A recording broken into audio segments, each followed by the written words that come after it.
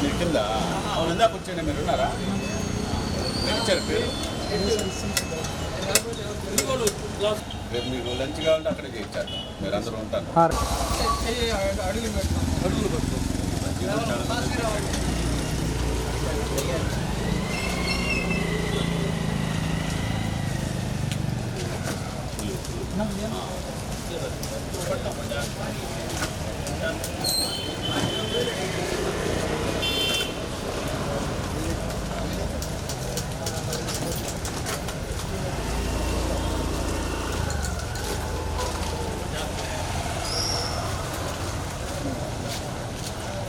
మళ్ళీ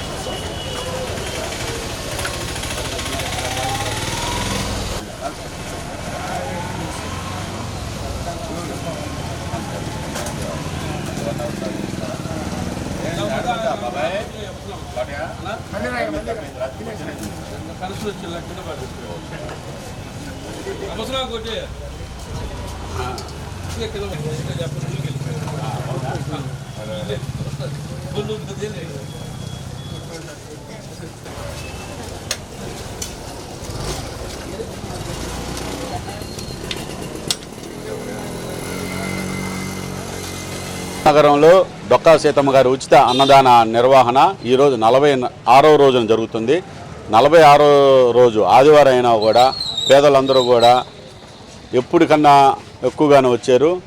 ప్రతినిత్యం మంచి భోజన వసతితో మధ్యాహ్నం భోజనం జరుగుతూ ఉంది. ప్రతి పేదవాడు కూడా ఆకలితో ఉన్నవాడు చాలా సంతోషంగా మంచి రుచికరమైన భోజనాలు చేస్తూ ఉన్నారు. వారి ఆకలి తీర్చడమే నా ధ్యేయము. పవన్ కళ్యాణ్ ఆశయ ఆదర్శం కోసం ఈ సేవా కార్యక్రమాలు చేస్తూ ఉన్నాం. రేపు మీ మీడియా ద్వారా తెలియజేయడం ఏంటంటే పవన్ కళ్యాణ్ గారి పుట్టినరోజు సందర్భంగా ఒంగోలు నగరంలోని కాపు కళ్యాణ మండపంలో మెగా బ్లడ్ క్యాంపు, అలాగే PVR girls boys school Rangareddy చెరువు దగ్గర మొక్కలు నాటే కార్యక్రమాన్ని చేపట్టాము. దానికి విద్యార్థులు భారీగా వస్తున్నారు. రాజకీయ నాయకులు కూడా మా ఎన్డీఏ కూటమిలోని తెలుగుదేశం, జనసేన, బీజేపీ నాయకులందరూ కూడా పాల్గొని ఉంటున్నారు. అందుకని మీ ఒంగోలు నగర ప్రజలు కూడా దీనికి అందరూ పాల్గొని, ముఖ్యంగా మెగా అభిమానులు, మెగా ఫ్యామిలీ మెంబర్స్ అభిమానులు అందరూ కూడా పాల్గొని, వారితో పాటుగా జన సైనికులు, వీర మహిళలు, జనసేన నాయకులు అందరూ కూడా పాల్గొని ఈ కార్యక్రమాలను విజయవంతం చేయాలని నేను కోరుకుంటున్నాను. జనసేన పార్టీ అధ్యక్షులు గౌరవనీయులు శ్రీ పవన్ కళ్యాణ్ గారి ఆదేశాల మేరకు ఆంధ్ర అన్నపూర్ణమ్మ ఏదైతే ఉందో డొక్కా సీతమ్మ గారి పేరు మీద ఒంగోలు నగరంలో గత 46 రోజుల నుండి జడా బాలనాగేంద్ర అన్న ఆధ్వర్యంలో నిర్విరామంగా పేదలకు అన్నదాన కార్యక్రమం జరుగుతూ ఉంది. ఇంతటి మహోన్నతమైనటువంటి కార్యక్రమం రాష్ట్రంలో ప్రతి పేదవాడు ఎవరైతే ఆకలితో అలమటించకూడదని చెప్పి ఏదైతే కళ్యాణ్ గారి యొక్క ఆశయాలు ఉన్నాయో ఆ ఆశయాలని ఈరోజు నిజంగా ప్రకాశం జిల్లాలో ముందుకు తీసుకెళ్తున్నటువంటి బలా నాగేంద్ర అన్న గారు ఈరోజు డొక్కా సీతమ్మ క్యాంటీన్ ద్వారా ఎంతోమంది పేద ప్రజలకు ఒక రోజు పరిసర ప్రాంతాల్లో కూడా ప్రతి చోట ఈ అన్నదాన కార్యక్రమం నిర్విరంగా నిర్వహిస్తున్నందుకు వారికి ప్రత్యేక ధన్యవాదాలు.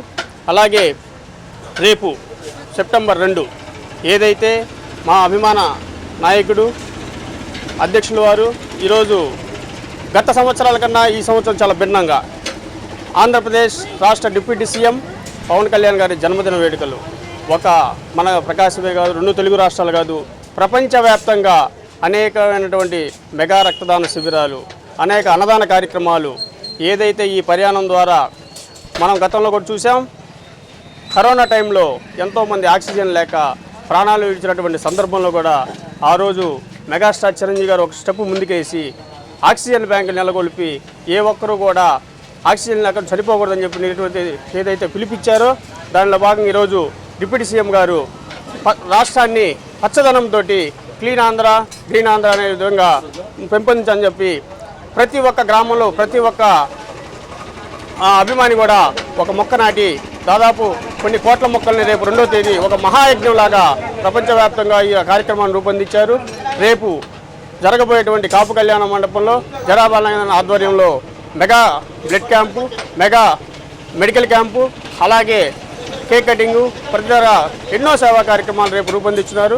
ప్రజలందరూ కూడా ఒంగోలులో ఉన్నటువంటి ఎన్డీఏ నాయకులు కానీ, జనసేన పార్టీ నాయకులు కానీ, కార్యకర్తలు, మెగాభిమానులు అందరూ కూడా పెద్ద ఎత్తున ప్రజలందరూ కూడా తరలి వచ్చి ఆ కార్యక్రమాన్ని విజయవంతం చేయాలని చెప్పి మనస్ఫూర్తిగా కోరుకుంటూ జై చిరంజీవి, జై జనసేన.